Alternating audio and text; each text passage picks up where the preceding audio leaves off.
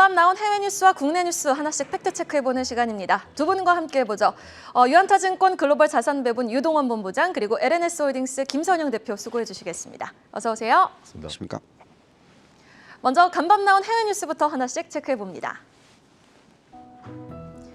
미국의 민간 부문 일자리가 올 1분기에만 150만 개 늘어났습니다. 이번 달 일자리 증가폭은 전달보다 줄었지만 월스트리트 저널의 예상치인 45만 명을 소폭 웃돌았습니다. 미국의 주간 원유 재고가 예상보다 더 많이 줄어들며 감소세를 이어갔습니다. 간밤 5월물 서부 텍사스산 원유 가격은 미국 원유 재고 감소와 러시아 추가 제재 영향으로 전장보다 3.4% 오른 배럴당 107.82달러에 거래를 마쳤습니다. 러시아의 우크라이나 침공 여파로 독일이 가스 비상공급 계획 조기 경보를 발령했습니다. 이와 함께 폴란드는 러시아 석유 수입을 중단하겠다고 밝히는 등 유럽 각국이 대응에 나섰습니다. 오는 4월 1일 중국과 EU 간의 화상 정상회의가 열립니다. 이번 회의에서는 우크라이나 전쟁에 대한 대응이 주요 의제가 될 전망입니다. 자, 바로 내일입니다. 중국과 유럽 정상들이 내일 화상으로 정상회의를 할 예정인데요. 주요 의제는 우크라 전쟁 논의가 될 예정입니다. 자, 투자의 주요 포인트 어디에 있을까요? 네. 자, 유럽이 지금 우크라이나 전쟁, 러시아 전쟁 때문에 가장 악영향을 받는 국가들이 있죠. 미국도 악영향을 받지만 물가 상승률이 크게 상승을 하면서 악영향을 받는 국가들이 유럽 쪽에 있습니다. 최근 발표된 경제 신뢰 지수를 한번 보겠습니다. 여기에 나와 있듯이 지금 보시면 113.9 2월 달에서 큰 폭으로 하락해서 108.5까지 내려와 있는 상황입니다.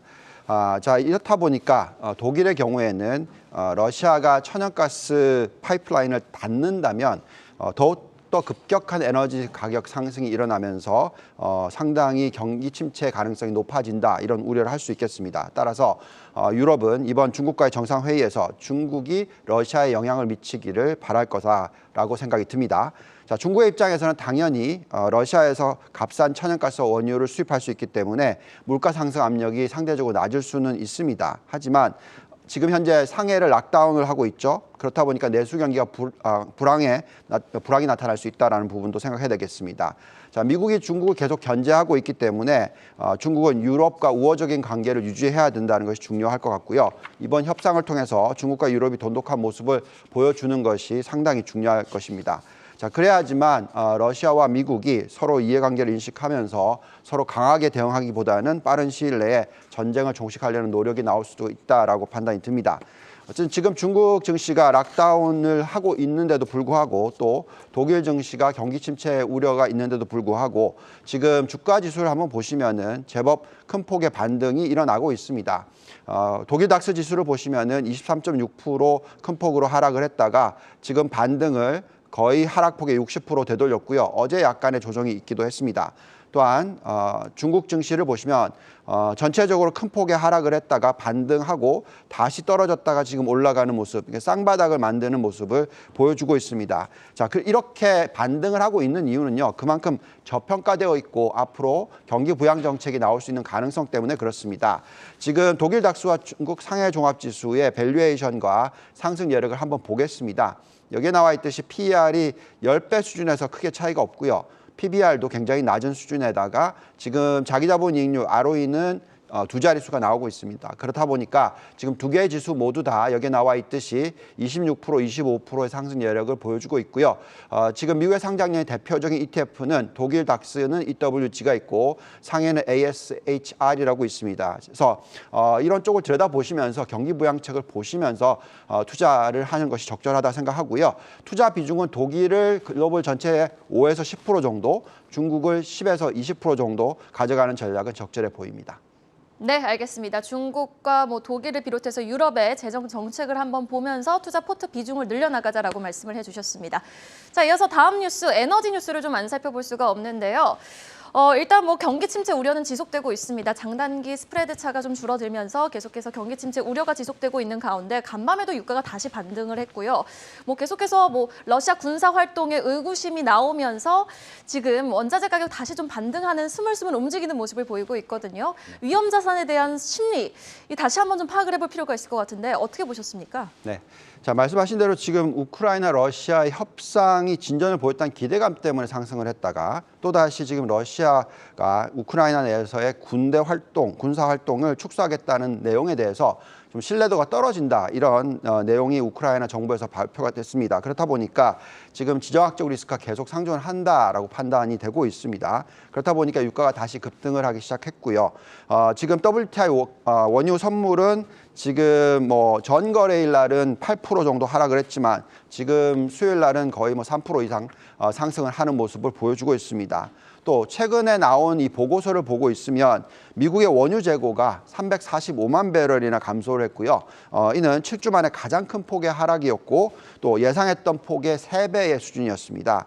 따라서 석유라든지 천연가스의 가격이 큰 폭으로 상승을 하고 있고, 이에 따라 경기 침체 우려를 상기시키는 그런 모습입니다. 과거에 1970년대에서 80년대 오일 쇼크가 있었을 때 지금을 비교를 하면서 미국도 이번이 그런 비슷한 현상이 나타나지 않을까, 경기 침체가 오지 않을까 하는 걱정, 그런 부분들이 계속 언급이 되고 있다라고 말씀을 드립니다. 또 이뿐만 아니라 방금 말씀하셨는데 지금 장단 금리차 일시적으로 마이너스로 갔었기 때문에 10년 마이너스 2년물이 미국이 경기 침체가 곧 올 거다, 뭐 이런 우려를 하고 있습니다. 하지만 더 중요한 것은 여기에 나와 있듯이 은행권의 여신 증가율입니다. 은행권의 여신 증가율이 9% 정도 나오고 있다는 것은 이 장단금리차가 역전이 됐었을 때 예대 마진 축소 때문에 대출이 일어나지 않기 때문에 경기 침체 걱정을 하지만, 지금 보시면은 예대율이 낮기 때문에 계속 증가율이 높게 나오고 있고, 따라서 경기 침체는 당분간 일어나지 않을 것이다 예측을 하고 있습니다. 또한 유가 상승 부분이 당연히 경제에 악영향을 다가옵니다. 하지만 경기 침체로 우려하기에는 지금 유가 나누기 가처분 소득이 워낙 상대적으로 낮은 상황이다라고 말씀을 드리겠고, 그렇기 때문에 지금 현재 개인 소득이라든지 가처분 소득이라든지 순자산 가치가 높기 때문에 유가 때문에 어떤 위기가 닥치지는 않을 것이다라고 예측을 하고 있습니다. 자, 그렇기 때문에 우리는 지금 관련된 업종의 대표적인 종목들에 대해서도 좀 분석을 해봐야 되겠는데요.